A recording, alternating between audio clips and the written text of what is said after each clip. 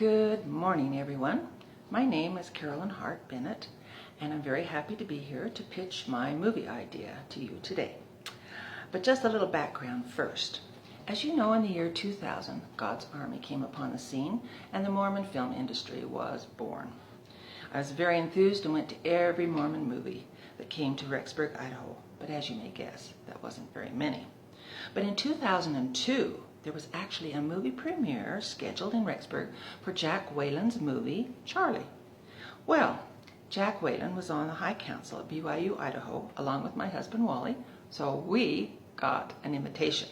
I was very excited when the day came, but as the time drew near to leave, Wally informed me that he didn't want to go. What? Well, I'm going by myself, I said. So I took the invitation and went. But the problem was I had never read the book Charlie, so I didn't take any Kleenexes into the theater. And I'm telling you, that was the saddest movie I've ever seen. And I cried, and I wiped, and before it was over, I was wet from head to toe. When I came out into the lobby with my tear-stained face, I thought to myself, Mormon movies are just getting better and better. I wonder what the next Mormon movie could possibly be about. Then it dawned on me that I had an idea. I had been typing some family histories, and in that process, I came across this CD. It is called Mormon Immigration Index. It has a record of 333 ships that came across the Atlantic Ocean carrying Mormon converts from Europe during the 50 years of immigration, Mormon immigration. You just type in your ancestor's name and up pops the name of the ship, the name of the captain, a list of the passengers, and any journals or diaries associated with that voyage. Let me tell you, those journals and diaries were so interesting. I couldn't stop reading them. Everyone knows what happens crossing the plains, but hardly anybody knows what happened crossing the ocean, and it is unbelievable. So that's how I came to write a screenplay about Mormon immigration. But before I started, I had to decide what point of view I wanted to tell my story. Should I tell it from one person's point of view, or a family, or just what? Then I came across the following journal entry from a 14-year-old girl named Mary Fretwell. Bear with me while I read this. This is very short. On June 4th, 1863, I bid farewell to my father and brothers and sisters and sailed on the Amazon from the London docks. I felt very sad as we sailed away to see old England fading out of sight, and especially those I loved. I did not know that I should ever see them again. My companions were Ellen Derrick, Ellen Hackman, and Lizzie Cornell. We were in the upper berth, and Lavinia Triplett and her sister and cousin were in the lower one. So, there were 7 of us, and we all kept together till we got to Utah. They gave us the name of the 7 sisters while on the voyage. Well, right there, I had the name of my screenplay, 7 Sisters. I had the ship I was going to use, the Amazon, and my premise. 7 young, unmarried Mormon girls from different parts of Great Britain who are immigrating by themselves on the Amazon to America, and the leaders of the company put them together as a family. So they aren't sisters as such, but they are sisters in the gospel. Get it? Yes. Okay, now here's a chart of the 7 sisters and their ages. Can you imagine the fear and trepidation of these young girls as they begin this perilous 44-day ocean voyage? The minute the Mormons board the ship, the crew starts mocking and persecuting them every chance they get. This tension erupts when the sailors won't stay away from the young girls at the very first dance, and the company president and the captain lock horns over it. Well, when the ship gets underway, everyone except the crew gets seasick from 1 to 2 weeks. The 7 sisters, along with everybody else, are deathly ill below deck in their berths, groaning and moaning and retching in the most smelly and vile of conditions, when Eleanor Wise, who has minimal experience working at a hospital, is called on to deliver a baby in her seasick condition. Besides births, there are deaths on each voyage from sickness or accidents, and the sisters experience this sorrow along with the families as they watch their loved ones being pushed off a plank into the ocean. The journals tell about eating the sparsest of rations. Sometimes the food is spoiled or wormy, and of course, the water gets a little black and thick after a while. But cheer up, not everything is doom and gloom on the Amazon. As soon as the saints get used to the ship's movement and over being seasick, the leaders of the company get all the saints involved in a routine of prayer meetings morning and night, with singing and talks, and they appoint everyone to be on committees to keep them busy during the day. There are dance committees, concerts, bands, choir practices. Caroline cleverly helps plan the 4th of July celebration.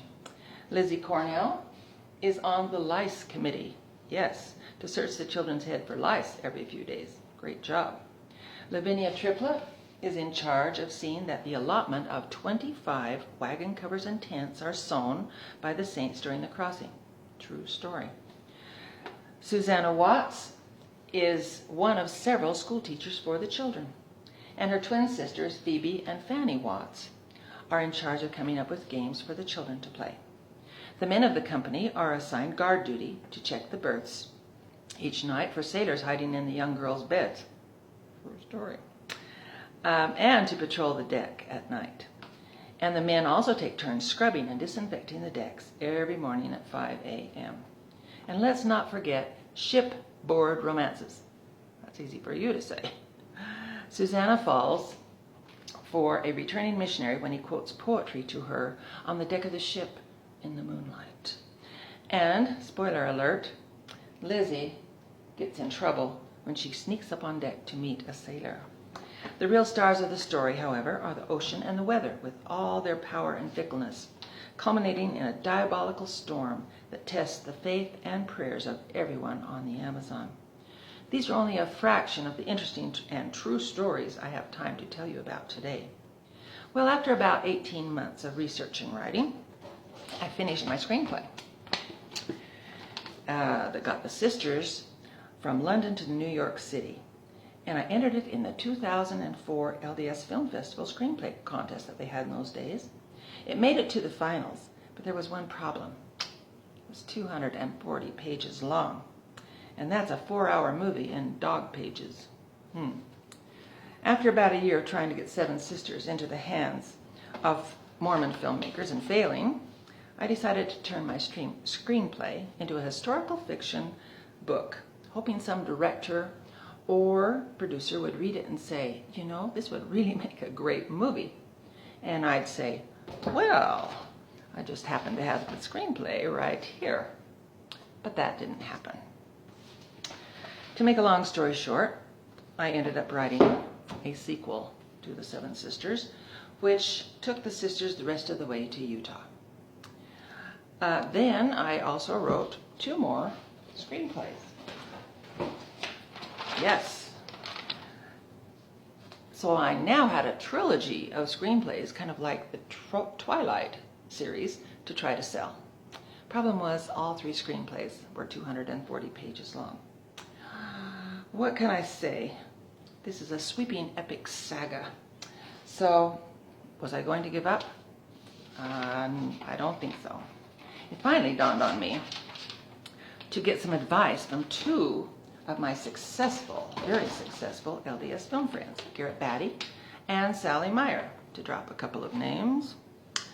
They advised me to turn my 3 screenplays into as many 1-hour episodes as I needed for a TV series like they have on Netflix or even Hulu or BYU TV. Now, why didn't I think of that? I could have saved myself a whole lot of time and money. So I wrote them, and here they are. All 13 episodes. They're ready to go. They're ready. There's humor, there's drama, there's adventure, there's romance, there's the ocean, and there's the faith and courage of all of these saints. Well, and lest you think this is just a chick flick, let me just say that there are plenty of parts for really strong and interesting men. Charles Dickens comes down to the Amazon to send it off because he is writing an article about the immigrating Mormons for his newspaper. True story. It has a captain and main crew led by bad guy Titus Holt, who has more than one run-in with Eleanor Wise. A doctor too drunk to deliver a baby. It has 3 stalwart presidents of the company trying to keep everything under control, faithful family heads, and young, eligible, returning missionaries. In conclusion, just think of my screenplay, or my story, as, here it is, 7 Brides for 7 Brothers meets Master and Commander meets Westward the Women. Yes, remember that. Thank you for listening. Are there any questions? Thank you.